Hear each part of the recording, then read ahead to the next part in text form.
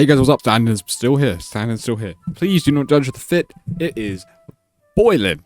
It is absolutely boiling in England right now, okay? And I know none of you will believe it, but it is boiling. So just bear with, okay? So, I want to talk about archetypes, right? I wanted to put some archetypes to some heroes in Overwatch and say how I would go in depth, right? We have tank, DPS, and support, but that's kind of vague. That's kind of, that's just the niche they have to fill when you do role queue. I wanted to go in depth and make some archetypes, right? Similar to how like League of Legends does. Some of them are borrowed from League because there's no better words for them, but I tried to come up with some unique ones as well. And also, some heroes don't really apply to broad range it, right? Like, they almost are too niche that I can't group them into a new group because then they just be by themselves. So I've kind of forced some in.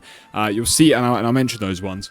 But I just want to let's get into that. I'm just going to go one by one. Tank archetypes, DPS archetypes, support archetypes. Just go through it. I'll just discuss. Don't know how long this will take. Bear with. And yeah, enjoy.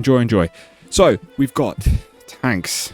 So Protector was my first one I thought of. Protector is, frontline anchors. They control space. They shield your teammates, they can protect your teammates, and stuff like that, right? Now, obviously, not that many tanks directly protect you as a, DPS or support, but they might provide a shield, they might provide some negation of damage, they might provide some sort of sustain thing for your team to keep you up in the fight, and they take away a lot of that frontline damage by taking a lot of pressure off of the rest of you.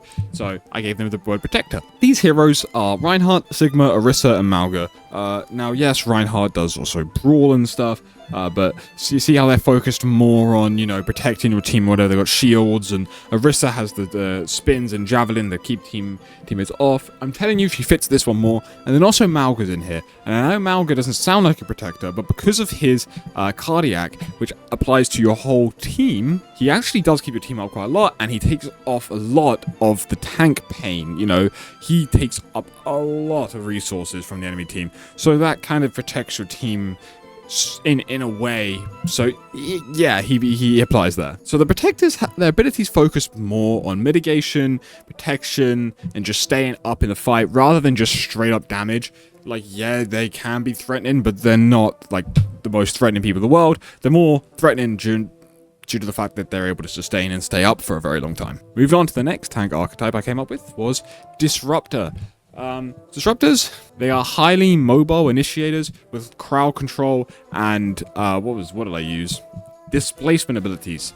So people that basically dive in, move around people, take up attention, can knock people off of high ground, split teams up, CC, lock down people, stuff like that.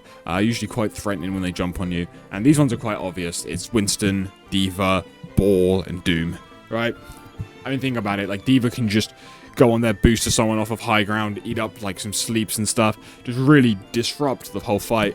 Doom can punch people off places, Ball slams roll through people, right? They're usually quite self-sustaining, can stay up in a fight for a while just going in and out and disrupting the battlefield. So that's where the word disruptor came from, because I wrote down a point saying they disrupt the battlefield, and I was like, they're disruptors. So yeah, my next one is Brawlers.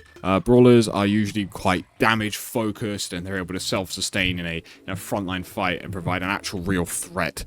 They actually fight people. The other ones, disrupt and do damage and get kills and stuff. But these ones, they're kind of like big tanky DPSs, almost, really. So that's Queen, Ram, Zarya, Hazard, and Roadhog. See, Roadhog didn't fit any of these, but I thought Brawler makes the most sense. He keeps himself up in the fight, and he's really threatening. I kind of wanted to do for a second Disruptor because of the hook disrupted, but it doesn't fit with the rest of them. I think he fits in with Ram, Queen, Zarya, and Hazard. So yeah, Hog can go in there. These are just characters that are just really good at basically just fighting people and just brawling through chokes. They have good tank trades. They're able to actually really be threatening. So yeah, those are all my tank archetypes. These are 3 unique ones. I'm going to move on to DPS and support, but DPS and support actually do have just general archetypes that I've given to both of them because they're actually they're fairly similar, whereas tank is like, no one else does Brawler or Protector, right? Like tank does. So yeah, moving on to DPS. My first one I came up with, Skirmisher. Right, that is a League term. It was Assassin, but I realized Assassin only applies to like a couple whereas Skirmisher actually allows me to include more people. They're basically just like really mobile characters that are able to flank, reposition quickly, take lots of different angles, make quick rotations, just really like skirmish around, you know, just move around the map, take wherever they want. They don't just play main, they, you know, take all these different angles and they're able to be really quick. They're usually a bit more close range, but obviously some of them are longer range. There's quite a lot here. We've got Echo, Genji, Pharah, Reaper, Sombra, Tracer, and Venture. If you disagree with any of them, let me know why. These are all characters that have some form of important mobility that allows them to actually move around the map, rotate quickly, and kill people. That's their whole role, and I think all those characters do it really, really well. You know, so yeah, Skirmisher. Next one up, Marksman. Also taken from League, but like Marksman is such a just a word. Like you couldn't say I stole it from League. Marksman. This one's quite obvious. Long range damage dealer, right? Usually more poke and chip value instead of just direct burst, like someone like Echo does, where it's like sticky beam, dead. And if you miss the cooldown, you have to get out or whatever. Whereas it's more like an Ashe who sits there and just goes, I mean, headshot, like they're dead, yes, but it's less, you know what I mean? It's more of a sustained damage throughout an entire fight. So these heroes include, like I said, Ashe, Bastion, Cassidy, Freya, Hanzo, Sojourn, and Widow. Yes, Bastion is in that, and I don't like it, but he doesn't really fit anything else. But he is technically just a marksman. His whole thing is that he just kind of shoots you. So to me, he's a marksman. Look, guys, he doesn't fit the other one. You wouldn't call him a skirmisher, and my other one, he definitely isn't. So yeah. But yeah, marksman. I mean, it makes sense. It makes sense. Hitscan and projectile both overlap with this. Heroes that like to play back, shoot people. That's what they do. They've more got to focus on their weapons than abilities. And yeah, marksman. Moving on. Probably my favorite category in DPS. It's hard to explain it, but if you get it, you get it. Controller, okay? I don't know if controllers are league term as well. It might be. But controllers, these are your util DPSs, right? They're really focused on utility. I think we could use some more controllers. Controllers are people that can like shape the battlefield. They can control the fight, you know, by, you know, moving people from place to place, cutting off angles, really just being a bit of a nuisance. They're not necessarily threatening, but they're threatening in the fact that they're able to deny so much and are able to, you know, just have this utility in the fight. There are some people in here though that are less controlled than others, but you know, like the first one, Junkrat's in here. Now look, tell me where you're gonna put Junkrat. Is he a skirmisher? Is he a marksman? No. Are you gonna make a new a new archetype for this character? No. So I'm putting him in controller only because Conk Mine is a boop and Steel Trap. That is it. I think if he had other abilities that didn't like boop and stun, I would have to really think about it. But that technically is controlling. He is a controller. That's util. Like, yeah, he does damage, but the utility is more the fact that he can boot people away and trap people, you know, and control different spaces. Yeah, so he's in that. So yeah, Junkrat, Mei, Torbjorn, and Symmetra. Those are what you'd expect. I think Mei is the best example of this archetype. She's completely util focused. The util is what wins the fight. Util is what gets the kill. She's able to really hold space for a really long time and sustain herself with wall and block, and really just control the fight. Same with Symmetra, been a TP in and out. Torb is a bit, I mean, turret's not bad for doing it, but where else would I put Torb? He can control angles by putting a turret there and then position himself on a different angle, so there is sort of that there. So yeah, moving on to support. Support, by the way, shares pretty much the exact same archetypes, but I did add one more, but I will explain what makes them supportive. So, controller appears here again for one character. Now, people might disagree with me, but the only controller support to me is Brig. I struggled with support a lot to like give them archetypes because they're like, very overlappy, because obviously they all heal, but they all kind of do damage, and they all, some of them move, some of them don't. Very, very weird.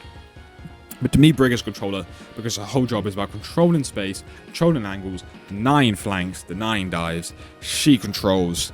That's really it. She's not necessarily like a crazy healer or a crazy damage dealer, but what she's able to do is really, really important, and it's in a niche way of controlling. She's the only controller support, in my opinion. I don't think anyone else fits that niche, right?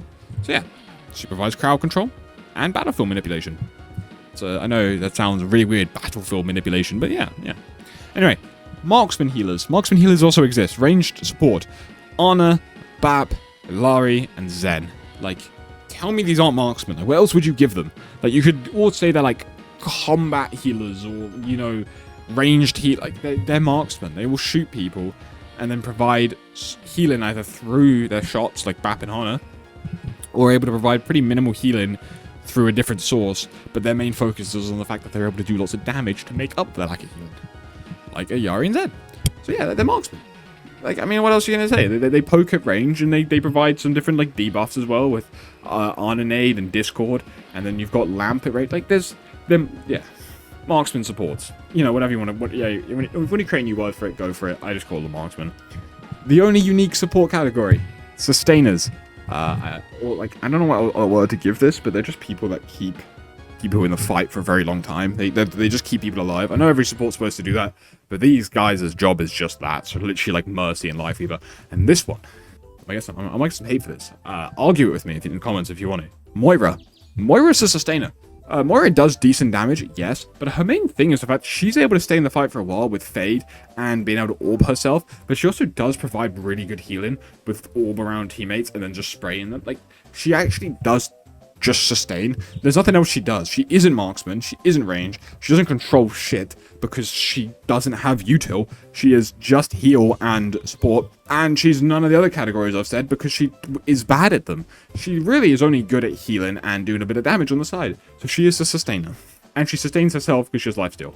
Boom, there. So yeah, sustainers anyway are just primary healers. They just focus on healing, keeping people alive. That's really it. They're pretty self-explanatory. Mercy, Life Weaver. Yes, Life Weaver is also really good at doing damage now. But like, guys, I'm saying the main job and the util is about keeping people alive. Do you know what I mean? That's it. My last category that applies to support is Skirmisher again.